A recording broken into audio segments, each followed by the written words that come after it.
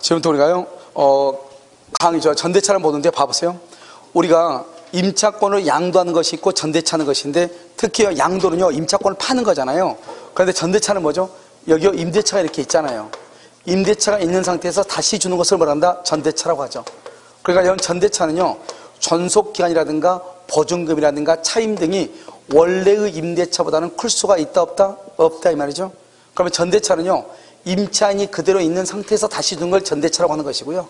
그 다음에 임차권을 양도한다고 하는 것은 뭐죠? 아예 그냥 임차권을 팔아버린다 이 말이죠. 파니까 어떻게 돼요? 임차인은 없어지고 양수인만 임차인이 되는 거죠. 그걸 임차권의 양도라고 하고요. 전대차는요, 임차인은 그대로 있으면서 다시 또 주는 거죠. 그러니까 전대차는 뭐죠? 임대인과 임차인, 임차인과 전차인 이런 관계가 성립하죠. 임차권의 양도는요, 임차권이 아예 양도 팔았으니까요. 그래서 임차인은 없어지는 것이죠. 자, 지금부터 한번 보시면요. 자, 여기서요, 우리가 이제요, 먼저 동이 있는 것을 먼저 보죠. 동이 있는 거죠. 동이 있는 전대차를 먼저 보죠. 전대차는 양도는 똑같으니까요. 동이 있는 것하고 동이 없는 것하고요. 5번 시험이 나면요, 동이 없는 것이 3번에서 4번. 동이 있는 것이 1번에서 2번 정도 나와요. 알겠죠? 그러니까 동이 있는 것보다는 동이 없는 것이 더 시험에 더 잘 났다 이 말이죠. 자, 갑이 있고 여기 을이 있죠. 이 사람을 뭐란다? 임대인이라고 얘기하고요. 이 사람을 뭐란다? 임차인이라고 얘기하죠. 이것을 뭐란다? 원임대차다 이렇게 얘기해요. 원임대차다 이렇게요. 원래 임대차죠. 그런데요, 여기 을이요, 이것을 병한테 넘기죠. 병한테 이것을 뭐란다? 이 사람을 전대인이라고 얘기하고요. 이 사람을 뭐란다? 전차인이라고 얘기하고요. 이것을 뭐란다? 전대차 계약이다 이렇게 하죠. 방금 얘기했죠? 전대차는 원래의 임대차보다는 더 범위가 더 어때요? 더 적죠? 그러니까 이 전대차는요, 을하고 병하고 계약하기 때문에 전대차는요, 갑의 동의가 있고 없고 무조건 유효가 되는 거예요. 무조건 유효. 그런데 여기에서요, 이 갑이라고 하는 사람이 을이 병한테 전대차를 주는 것에 대해서 뭘 한다? 동의를 하죠. 동의라면 어떻게 돼요? 을하고 병하고 전대차는 유효하고 전차인은 임대인에게 말 수 있다? 대항할 수 있다. 대항할 수 있다는 말이 무슨 말이다? 이 병이 이 집에 들어와서 살 수 있다 이 말이죠. 다른 말로 하면 적법한 임차인이다 이 말이죠. 그래서 이것을 적법한 임차인이다 이 말이죠. 그래서 이 사람은 이 물건을 점유할 수 있는 권리가 있는 것이죠. 그래서 만약에 병이요, 병의 잘못으로 건물이 멸실됐다. 전차인의 잘못으로 화재가 발생했다. 그러면 당연히 1차적으로 병이 책임을 져야 되겠죠. 문제는 뭐냐면 이 을은 어떤 책임을 지느냐 이 말이죠. 동의를 얻어서 이렇게 하면요, 이 을은요, 병을, 이 전대차를요, 선임하고 관리 감독하는데 과실, 잘못이 있을 때만 책임을 지는 거예요. 선임 감독의 과실 책임. 그럼 만약에요, 이 임차인이 잘못이 없다. 그러면 책임을 진다 안 진다? 안 진다 이 말이죠. 잘못이 있을 때만 책임을 져. 알겠죠? 당연히 병은요, 자기가 화재를 발생했으니까 병은 당연히 책임을 지죠. 그런데 여기요, 누구요? 을은 어떻게 책임진다? 을은 선임 감독의 과실 책임을 져요. 잘못이 있을 때 책임을 져요. 그런데 봐봐요. 동이 있는 전대차에서는 뭐가 중요하냐? 임대인하고요, 여기요, 전차인하고 여기가 중요해요. 만약에 우리가 채권이라는 것은 특정인과 특정인이잖아요. 그러니까 갑하고 을하고 병이잖아요. 여기서 중요한 게 뭐죠? 여기서 첫 번째 중요한 것은요, 동의를 했다고 해서 갑과 을 간에 임대차 계약이라고 하는 것이 없는 거예요. 갑과 을은 임대차 계약이 없어요. 알겠죠? 임대차. 자, 그럼 두 번째는 뭐죠? 두 번째, 갑하고 을하고는 임대차가 없다 이 말이죠. 자, 두 번째는요, 그러니까 이 병은 갑에게 여기요, 권리는 없어요. 권리는 없고 뭐만 있다? 의무만 있다 이 말이죠. 권리가 없다고 하는 것은 뭐다? 수선 청구를 할 수 없다 이 말이죠. 건물의 수선 청구요, 보수 청구권, 비용 청구권 못한다 이 말이죠. 그건 누구한테 해야 돼요? 을한테 해야 돼요. 그 다음에 여기 의무는 뭐죠? 차임 지급 의무요, 차임 지급 의무가 있다 이 말이죠. 그래서 차임을 지급해야 돼요. 따라서 전차인은 임차인에게 차임을 지급했다고 해서 임대인에게 대항하지 못한다 이런 말이죠. 그다음에 세 번째는 이 임대차 기간이 만료가 되잖아요. 전대차 기간이 만료가 되면요, 병은 갑에게 임대 청구를 할 수 있어요. 나한테 다시 임대해달라, 임대 청구를 할 수 있고요. 임대.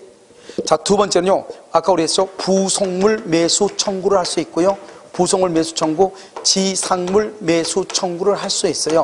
동의 있는 전대차에서는 부속물 매수, 지상물 매수를 청구할 수가 있어요.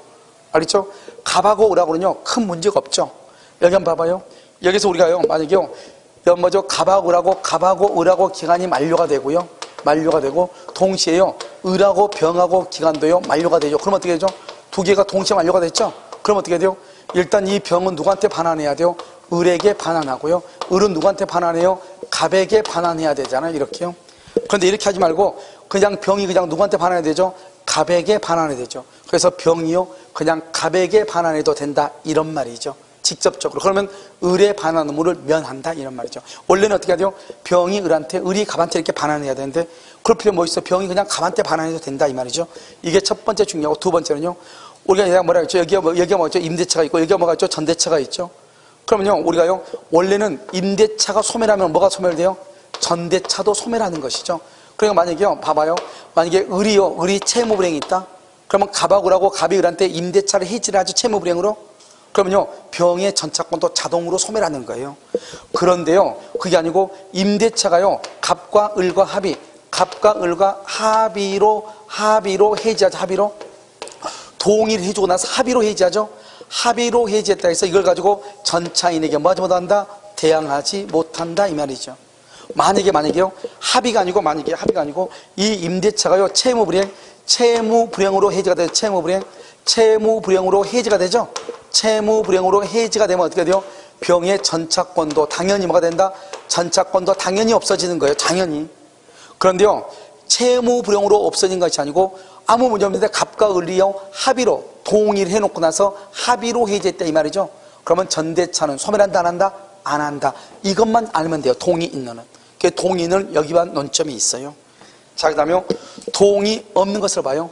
동의 없는. 이것은 그림을 딱 가지고 암기를 해야 돼요. 동의 없는요. 동의 없는은 뭐냐? 이게 갑이죠. 갑을 뭐라 한다? 임대인이라고 하고요. 이 을을 뭐라 한다? 임차인이라고 하고요. 이것을 원래의 임대차다 이렇게 얘기하죠. 그 다음에 여기는요. 여기 을이죠. 이걸 뭐라 한다? 전대인이라고 얘기하고요. 여기 이렇게 병이죠. 병. 이것을 뭐라 한다? 전차인이라고 얘기하죠. 그럼 이거는 뭐다? 전대차죠. 전대차는요. 동의가 없어도 유효이다. 이게 너무너무 첫 번째는 중요해요. 왜요? 우리는 타인 소유물에 대해서도 계약을 체결할 수 있어요? 없어요? 있다. 그래서 동의 없어도 유효예요. 그런데 여기요. 갑이요. 을이병한테 전대차하는데 뭘 하지 않았다? 동의를 하지 않았다. 동의하지 않으면 전차인은 전차인인데 임대인에게 뭐 하지 못한다? 대항하지 못한다. 대항하지 못한단 말은 이 전차인은 갑의 입장에 봤을 때는 적법 점유다, 불법 점유다, 불법 점유자다 이 말이죠. 불법 점유자. 갑의 입장에서 봤을 때. 그럼 여러분들 어떻게 잡아봐요? 여기서 병이죠. 병이 불법으로 병이요 뭐 잘못해서 화재로 멸시했다.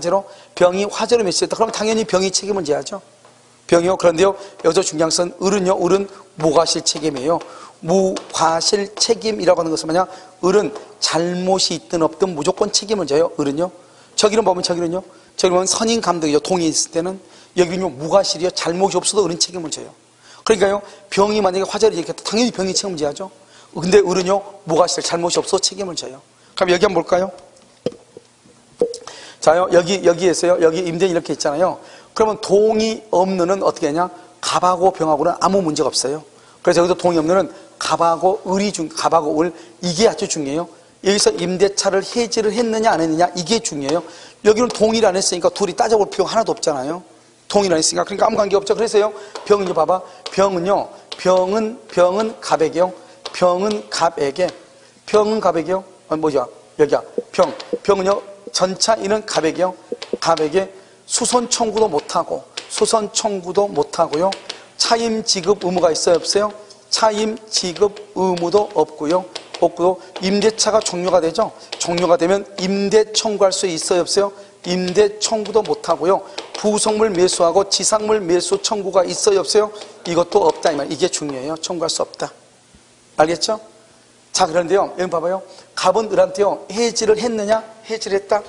해지를 했으면 그럼 어떻게 돼요? 해지했으면 갑은 병에게 물건의 반환을 뭐 할 수 있어? 청구할 수 있어요. 청구해요. 그러면요. 병은요. 갑한테 물건 돌려줘야 되겠죠? 그럼 병은 열받죠? 그럼 병은 어때요? 병은 누구한테요? 을에게 무슨 책임을요? 담보 책임을 뭐 할 수 있다? 추궁할 수 있어요. 그래서 병은 을에게 담보 책임을 추궁을 해요. 그러면 이제 해지라죠. 해지로 손해가 있으면 어떡한다? 갑은 을한테요. 갑은 을에게 뭘 할 수 있어요? 손해배상을 말 수 있다. 청구할 수도 있다. 이란 말이죠. 해지를 안 했다. 해지를 안 했다는 말이 뭐다? 이퀄 존속 중이다. 이 말이죠. 임대차 존속 중이다. 존속 중이다. 그럼 어떻게 돼요? 갑은 을한테요. 갑은 아니요. 을은요. 갑의 동의를 얻어줄 뭐가 있다? 의무가 있다. 의무. 갑의 동의를 얻어줄 의무가 있다. 이 말이죠. 알겠죠? 을은 갑의 동의를 얻어줄 의무가 있다. 1번요. 1번. 자, 그러면 2번은요. 을은 갑의 동의를 얻어줘야 되죠? 그러면 2번은요. 어떻게 한다? 만약에요. 갑이요. 을에게 지금 해지를 안 했으면 존속 중이잖아요. 그러면 갑은 을을 대위해서 병에게 차임을 말 수 있다. 청구할 수 있어. 직접 청구를 못해. 대위해서 청구해요. 세 번째는요. 갑은 을에게 뭐를 청구할 수 있다? 차임을 말 수 있어. 청구할 수 있어요. 차임을 청구하다 말이 뭐다? 그러면 갑은 손해가 있다 없다? 갑은 손해가 없다. 이 말이야. 갑은 손해가 없다. 갑은 손해가 없으니까 어떻게 한다?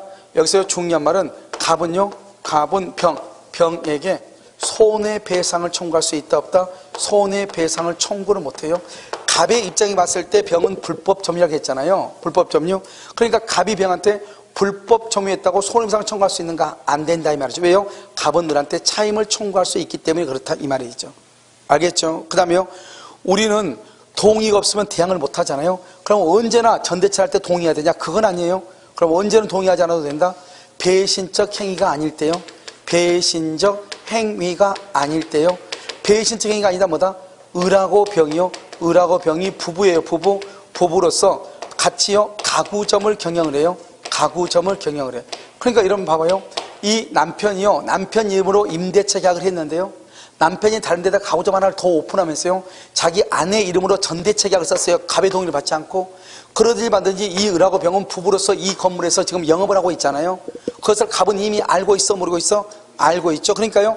임대차 계약서가 을로 쓰여 있던 그 집 와이프 병으로 쓰여 있던 임대차 계약서만 문제가 되는 것이고 그 외에는 문제가 돼야 안 돼요? 안 되죠. 그래서요. 가구점을 경영한다. 이런 경우는 갑에 뭐가 없어도 동의가 없어도 뭐 할 수 있다? 대항할 수 있다. 대항할 수 있다. 원래 동의가 없으면 대항을 못하죠. 그런데 동의가 없어도 대항할 수 있는 경우가 있다. 배신적 행위가 아니다. 부부가 공동으로 가구점을 경영하고 있다. 그러면 을이 임차인이든 병이 임차인은 관계가 없는 거잖아요. 그랬을 때는요. 갑한테 동의하지 않고 을이 자기 와이프한테 전대차 계약서를 써줬다 하더라도 그것은 유효이고 임대인한테 말 수 있다. 대항할 수 있다. 이런 말이죠. 알겠죠? 이것을 동의 없는 전대차다. 그래서 동의 없는 전대차는요. 이 내용을 잘 이해를 해야 되겠죠. 무슨 말인지 알겠죠? 그러면 여기서 이제 우리가 뭐죠? 전세권이죠. 전세권을 양도나 전전세를 할 때는 설정자의 동의를 받지 않죠. 그것은 왜 그러냐? 임대차는 채권이니까 사람과 사람 간의 관계이죠.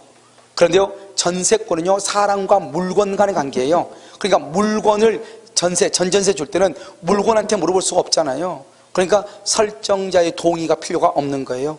그런데요. 임대차는요. 채권이잖아요. 그러니까 설정자의 뭐가 있어야 돼요? 동의가 있어야 되는 것이요. 그래서 우리 본다 계속적 채권 관계에서는 당사자 간의 상호 신뢰 관계가 중요하기 때문에 그것은 전대차를 줄 때는 임대인의 동의가 있어야 된다 이 말이죠. 이 두 가지만 딱 있으면요. 임대차 동의 있는 전대차, 동의 없는 전대차 모든 것이 다 깨끗하게 해결이 돼요. 무슨 말인지 알겠죠? 그래서 이것만 잘 보면 임대차는 모두 다 끝이에요. 그래서 최근에 이게요.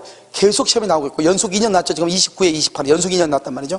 그래서 또 시험이 나올 수 있으니까요. 그래서 아주 잘 보고 있어야 돼요. 무슨 말인지 알겠죠? 잠깐 쉬도록 그렇게 하겠습니다.